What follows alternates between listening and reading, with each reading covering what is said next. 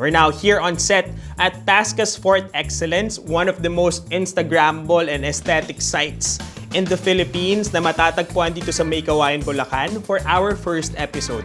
Siguro tinatanong nyo ngayon bakit sa Bulacan ang una nating episode. Bakit nga ba hindi sa Metro Manila? When in fact, Metro Manila is the capital and ang sabi nila, mas maraming opportunity at trabaho doon. Well, sa TaskUs, we beg to differ because we want to let you know that opportunities can be found everywhere. For example, TaskUs' first office was located in Cavite. Oo, sa probinsya yon. Tas aside from our offices in Metro Manila, gaya sa Ortigas at sa Quezon City, TaskUs Philippines is also present in La Union. Oo, nagsusurf yung mga teammates namin doon. Pati sa Pampanga, meron din kami. Sa Bohol, sa Cavite, sa Rizal, at recently sa Batangas. As TaskUs continues to expand its footprint in different cities, provinces, and municipalities, we continue to prove that opportunities can be right where you are or closer to home. Ang mga patunay, kasama natin today ang mga teammates natin who found work and other opportunities dito sa Bulacan. Kaya simulan na natin para malaman natin ang reason behind this strategy and ang mga benefits nito para sa ating mga empleyado. We have here with us Via Alcaraz, our facilities officer here sa Fort Excellence. We also have here our teammate from Fort Excellence 2, Golden Villarama, and our learning experience leader, Alma Anisco. Kayo ang ating mga buena manong guests, so this is extra special. Welcome to sTUdio. Thank you for having us. Okay, diretso na tayo sa first question. Lahat ba kayo ay taga Bulacan? Let's start with you. Yes. Currently, taga May Kawayan. Taga May Kawayan. So is it just walking distance to the office? Can be walking distance, depende sa I'm from Bukawi. Okay. Around an hour away. Around an hour away from your... I am from Venezuela. You're from Venezuela? Border almost of Bulacan. So I think it's almost Bulacan. Okay. We can call it almost Bulacan. So mga ilang minuto yung biyahe mo sa work kapag bumabiyahe ka everyday? 15 minutes. 15 minutes. I heard, Golden, na yung way mo to work is something na you discovered na pwede palang gawin during the pandemic. Totoo. At ikwento mo naman sa amin, how do you get to work every day? Before the pandemic, nagmo-motor po ako. Okay. And then during the pandemic, I discovered na, teka, ang lapit lang nito, pwede ko na i-bike. So, then ito na, nag-start na mag-bike. And then at first, hirap kasi medyo galing pandemic eh. So, sedentary lifestyle tayo, couch potato. Anong gamit mong bike? Are you using a road bike, a mountain bike, a gravel Mountain bike. Mountain bike, okay. So, yun nga, I tend to go to work na naka-bike na lang. Noong una nahihirapan, but eventually, right now, I'm enjoying it. Now, it's very interesting kasi lang yung mga guests natin ngayon, iba-iba yung way or yung mode of transportation nila going to the site. Via, paano ka ulit pumupunta dito from your place in Valenzuela? Yes. I drive. Okay. I use car going here to work. And it only takes you 15 minutes. 15 minutes, yeah, and that's with allowance already. So, it's very convenient. Super convenient. Kung isipin mo magkaibang, hindi lang barangay, magkaibang bayan, but it's only 15 minutes going there. Now, that's another story naman for Alma who's coming from Bukawi. It takes you a lot of kilometers going here. 3 rides ako. So, tricycle, jeep, and tricycle. But if you're going from another place in Bukawi, you can ride minibus or may bus din na provincial bus that you can go. It's just that on my area, tricycle is the best transportation that I can use. Plus, it's just an hour away. So, very convenient pa rin comparing to me working outside Bulacan or in the metro. So, it's like half yung na-save kong time of from my previous works. You know, yung mga sites natin sa Pilipinas dito sa TaskUs, it's strategically placed in municipalities or in the provinces kung saan malapit siya sa bahay ng ating mga teammates para convenient ka makakapunta doon sa mga workplaces ninyo. So speaking of what you said earlier about working outside Bulacan before, I think common denominator sa ating lahat. Sa Metro Manila kayo nag-work before, lahat kayo. So kwento niyo naman sa akin, how was it working in Metro Manila versus you working here in Bulacan now? Let's start with you, Alma, bilang pinakamalayo ka pa rin. To sum it up, I never wanted to work on a day shift when I was working in Manila.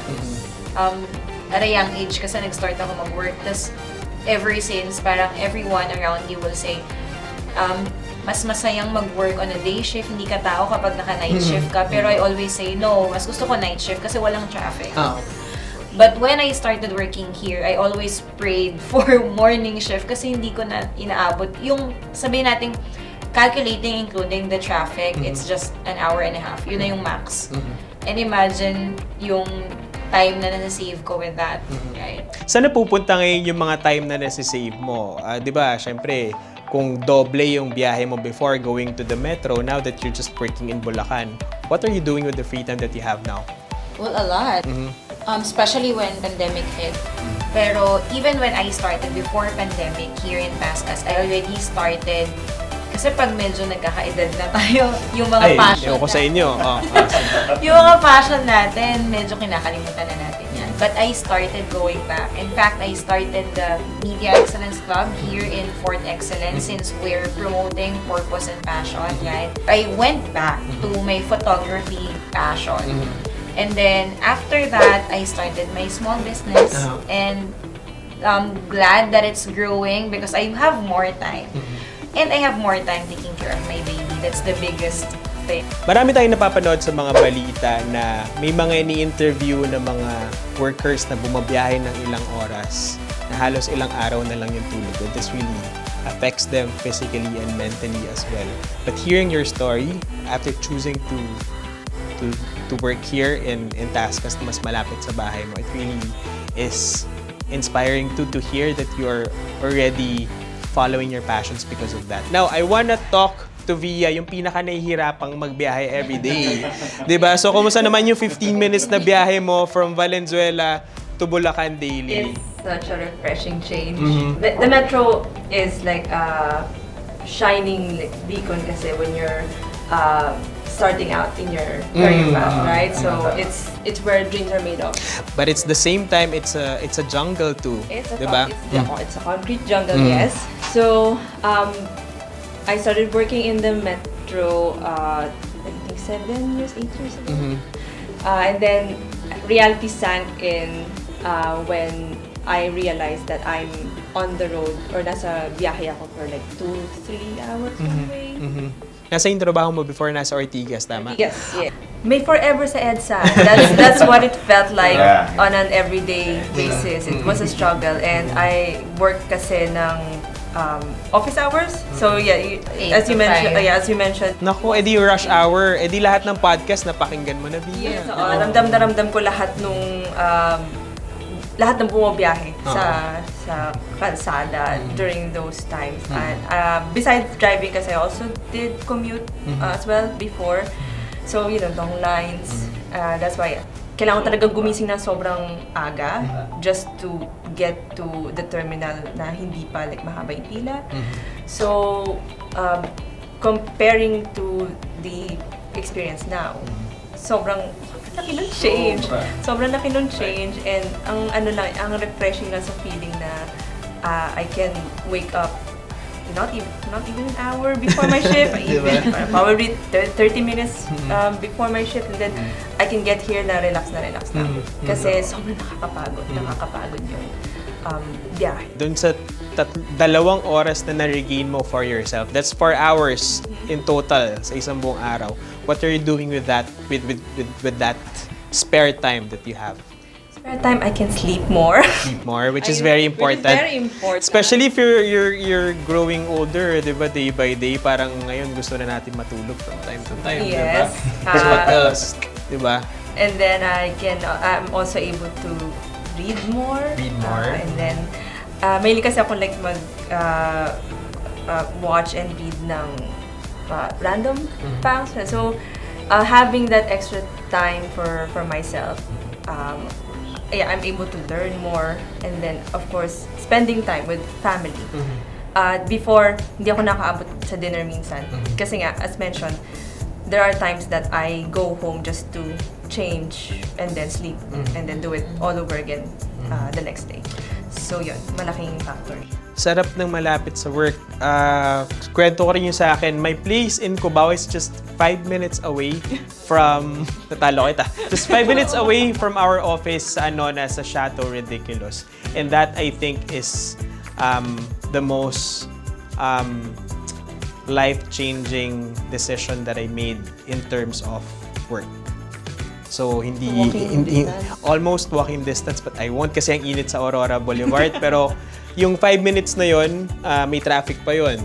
So, yung oras na natitipid ko, I'm able to spend more time sa bahay, spend more time to sleep, take care of my dogs, take care of errands at home. So, it's really life-changing to work closer to home. I wanna go back to you kasi you're biking, so it means wala kang gas na ginagastos. Ang kailangan mo lang isipin, magpapalit ka lagi ng damit pagdating mo rito sa office. But iba, ano yung pakiramdam na wala kang ginagastos na pamasahe going to and from work? Like super. As in, di ba, sunod-sunod ng pagtaas ng pasahe, gasolina, and all of that stuff.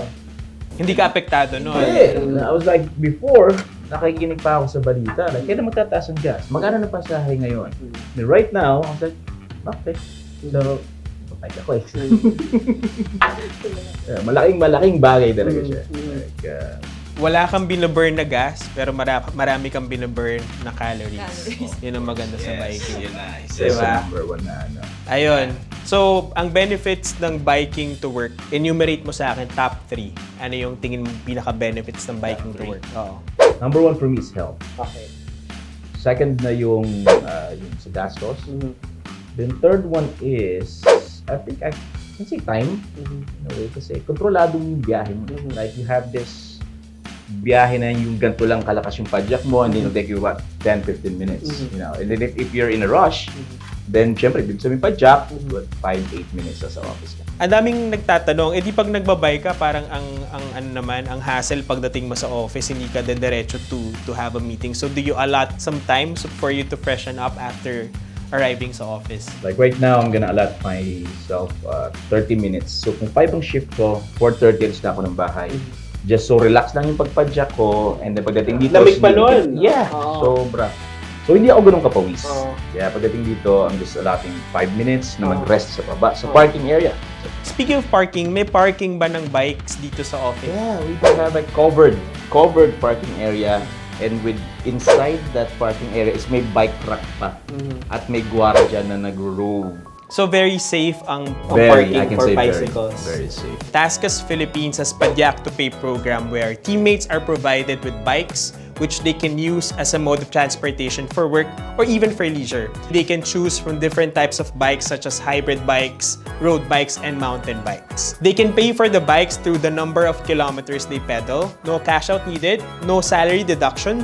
Just use the bike, pedal it away, and track your distance through a GPS app. Since the Padyak to Pay program started in other sites, this is in Cavite and Ortigas, we now have more or less 500 sign-ups and more than 200 teammates who now own their bikes. But we're planning to expand the program to other sites in the Philippines too, like here in Fort Excellence. So, Golden, you can have another bike if you want to, if you want another one, di ba? So now let's talk about our teammate here that has a business venture. You were talking about that kanina, no, Alma? So tell us about your business or your passion or your purpose here in Bulacan, and why in Bulacan of all places? So, well, my business right now is more on crafting and prints. So, I actually discovered this passion just this pandemic. And I am now into crafting. So, I do personalized mugs, souvenirs, tumblers, notebooks, t-shirts, jackets, everything that you want to personalize, I can do that for you. So, more into events, right? When I started that business, that's actually more on home items only. Then, na-realize ko, since I'm with TaskUs and medyo in demand ngayon yung mga tumblers, and may mga nagpa-personalize ng tumblers, I tried to study kung paano siya gawin. So, I started that here, and luckily, yung mga OMs natin, leaders, and even just the teammates, they supported the business. They ordered from me, ganyan. Makikita mo na sa prod, nakakatuwang makita yung mga gawa ko, ginagamit nila, gano'n. Uniform. Yes. And then from there, merong nag-bulk order hanggang sa unti-unti na siya na may mga lumalapit na sa akin. From TaskUs pa lang alone yun, ha. Hindi ko pa siya parang in-offer outside back then, around May. Tapos, nung umu-okay na siya, I offered it outside. Tapos, yun, nag-grow naman siya. I started here in Bulacan. Tapos, okay din yung biking kasi my husband is doing that. Tapos, minsan siya na yung nagde-deliver. Bike yung gamit. Oo. Pag within the area, free delivery na rin. Diba? So, ang dami niyang benefits for my business na nandito lang kami sa Bulacan. Meron na akong mga customer from here pa lang. And now, I already expanded and national na yung deliveries ko. Wow. National. Sorry. So, do you think you'll be able to do this kung sa Metro Manila ka pa nagtatrabaho? No. That's the fastest answer. No. Sure. So, others are asking, Alma, paano mo pa na ma-manage? You're a new mom. So, sabi ko, imagine, ganito lang yung travel time ko, yung time ko sa office. Pag uwi ko, hindi naman ako agad matutulog. Unlike before na, like what Via said, pag uwi mo, bihis na lang, tulog na. Ngayon, I still have the energy, so I can allot like 2 to 3 hours doing my projects, my orders. And then after that, baby, and then sleep. There's so many things that you can do sa spare time ninyo, sa oras na matitipid ninyo because you are working close to home. Mga bagay tulad ng pagpupursue ng passion at pagpapayaman na tulad ng ginagawa ni Alma sa ngayon. Why does TaskUs choose to build sites or have presence in non-metro locations? I think nabanggit na natin yung mga reasons kanina, but we are very lucky to have Via here to explain more. Can you tell us more about that? It's one of the reasons why TaskUs is a really good company kasi they go where the talent is. So, we all know how congested the metro is. One of the long-term solutions for that, I think, is palakasin yung rural areas or yung provinces, the provincial capacity to provide jobs. And TaskUs helps that because building sites where the locals are, so they don't actually have to go to Manila.